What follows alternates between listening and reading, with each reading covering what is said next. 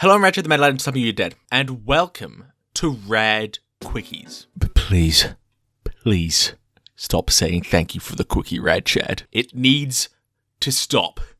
It could be incest. After all, to some of you, I am your dad. Speaking of incest, DLC for fighting games. I bet there's a link there somewhere. Recently, a game I've never heard of called Guilty Gear Strive announced its 4th season. While they used to announce characters sequentially, this time they decided to announce the whole season's worth of characters all at once. Starring Nuclear Bomb, Coughing Baby, The Gaze, and the controversial guest character, White Woman.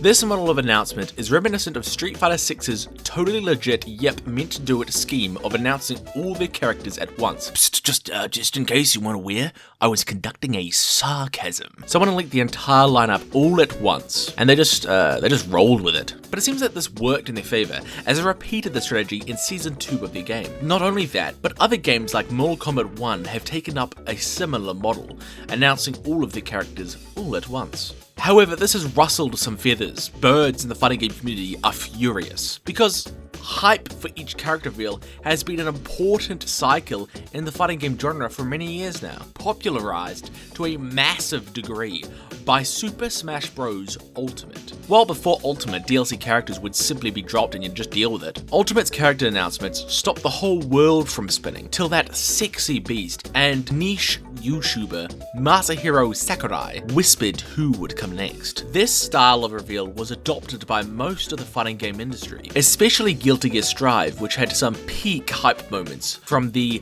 unpredictable Testament to the uncontroversial Bridget. But today I want to talk about, is this change in character announcement approach good? What do we gain? And what do we lose? Well, first, let us address the disgruntlement. What are we losing with this shift? Well, it's quite simple. Hype.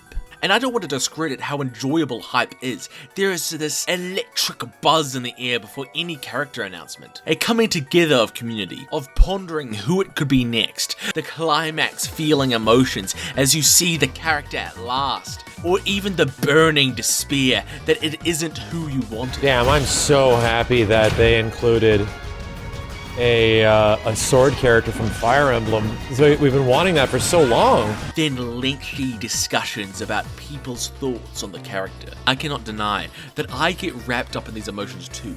It is very fun to get washed in that hype wave. Now, that isn't to say it's all good. Because of how much weight we put on that hype, we hold any character revealed to a higher standard than otherwise. People can be significantly harder on a character if it isn't one they wanted, even if they would be an appreciated addition of a base game cast, such as Sin, who everyone expected to be added, so his addition was more of a soft, supple whimper. This additionally hurts new characters, since people want to see their preferred characters from previous games. We can see a reluctance to add newcomers with current character-by-character announcement games like Tekken 8 or King of Fighters 15. I think announcing a whole lineup at once helps newer characters fit in, like Aki with Street Fighter's first season pass. If they were announced by themselves, people might be confused or disappointed, but when announced alongside other characters people are excited for, people won't be as scrutinizing over their addition. I think the hype reveal system worked best for Smash because they are basically all guest characters, and they really leaned into the excitement and unpredictability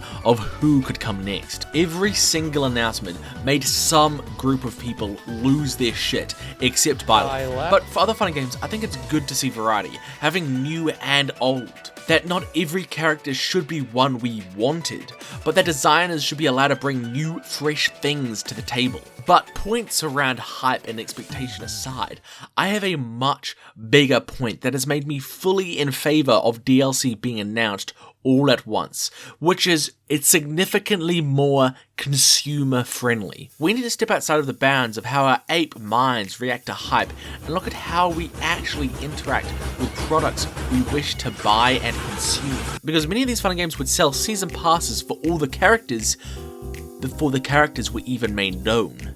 and you'd feel like you'd have to get it, despite not knowing the product you're even buying. Since you want to be there early, join in on the fun and excitement of everyone trying out the new character, learn them before people get good as them. This isn't even to mention that Guilty Gear made it so season pass holders could get access to the characters early, giving you more of an incentive to get it. Again, despite not knowing what you're buying, which creates a scenario where many people may find themselves disappointed with the lineup that comes out.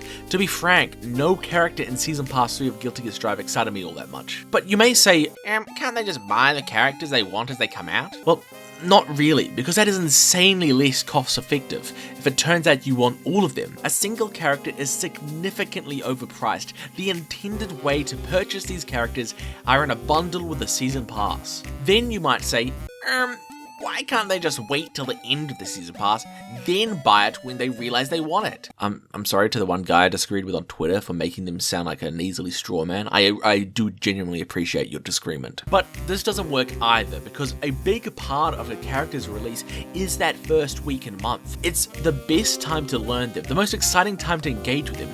It is something that degrades the value of the purchase over time. But with an entire lineup for a Season Pass laid out, people can more effectively work out how they want to engage with the coming content. Do they just want one character from it?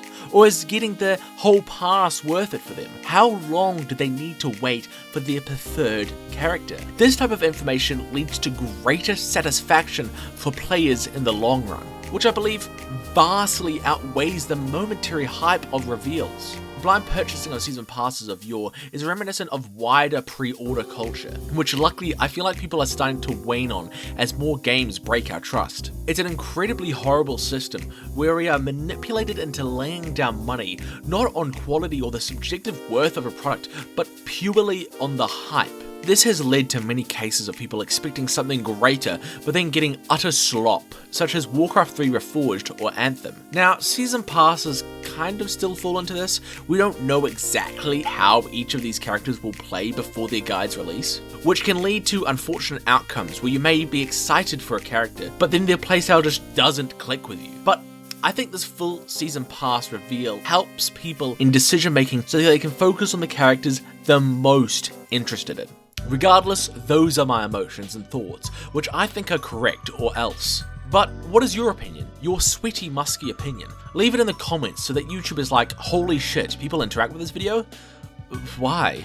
And since this is fighting game related, just wanted to mention real quick, I am still working on my prototype fighting game, Work Strike. I'm enjoying the direction it's headed, but it's far from anything complete. Still, keep an eye on my Patreon for new Epica releases of the game. Also, big thanks to Ipuga, who not only has made the coolest fuck tunes for the game, but also playtested it and has given very useful feedback. Keep an eye on his channel for more tunes related to Work Strike.